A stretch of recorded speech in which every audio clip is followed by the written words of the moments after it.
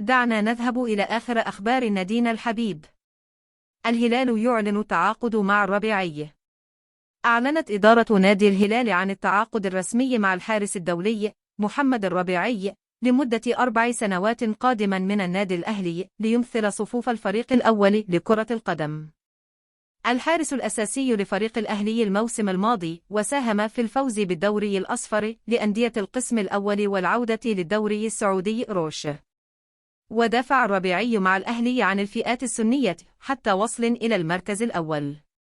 فريق من 2018 إلى 2019 وشارك في مسابقة الدوري 32 مباراة، استقبلت شباكه 43 هدفاً، وحقق العديد من الإنجازات الشخصية مع المنتخب السعودي، أبرزها التأهل إلى نهائي كأس العالم للشباب 2017 والتأهل إلى الألعاب الأولمبية في طوكيو 2020، بالإضافة إلى وصيف بطولة آسيا تحت 23 عاما في أوزبكستان 2020، وأخيرا التأهل إلى نهائي كأس العالم في قطر 2022. هل أعجبك هذا الخبر؟ اترك إعجابك بالفعل ولا تنس الاشتراك في القناة، فلدينا موعد حتى الفيديو التالي.